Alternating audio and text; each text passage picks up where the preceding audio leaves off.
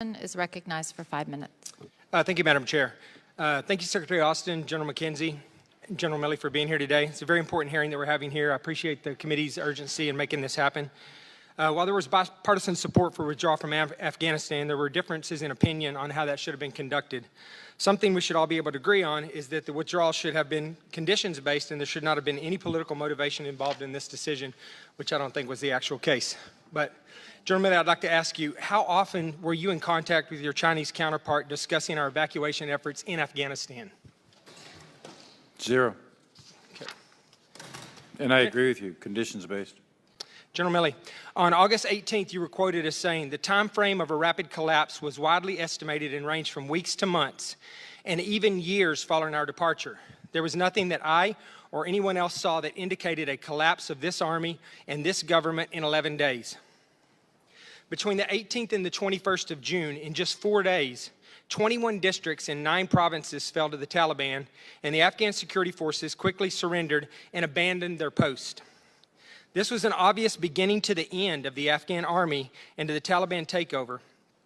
General Milley, what were you doing during this time frame? Before you answer that question, let me tell you, you were just 2 days prior to when these provinces fell, you were here in our committee on June 23rd. You sat before this committee and you listed some of your concerns that we talked in depth about. One was defending critical race theory in the military, telling us you want to understand white rage, telling us how offended you were to be labeled as woke, and worrying about what caused American civilians to enter the Capitol on January 6th.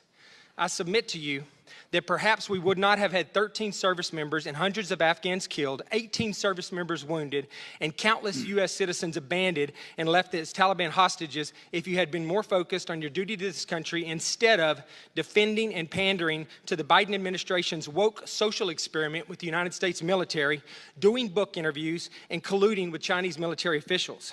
Yesterday, Senator Cotton asked you why you haven't resigned, and you said you were not going to resign just because the president didn't take your advice.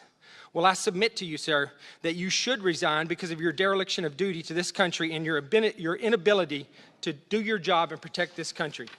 It has become abundantly clear that the American people have completely lost confidence in your ability to do your job. General Milley, will you now resign? I serve at the pleasure of the President, Mr. Jackson. I yield back my time. Thank you. And just for the record, on that date in question, what Chairman Milley was doing is he was appearing before this committee at our request and answering the questions that we asked him. And I appreciate his willingness and the willingness of all the leadership to appear before us. That is an incredibly important part of their job, and I don't want to leave any of you with the impression that we don't want you to do it just because of questions like that. Mr. Cayley is recognized for 5 minutes.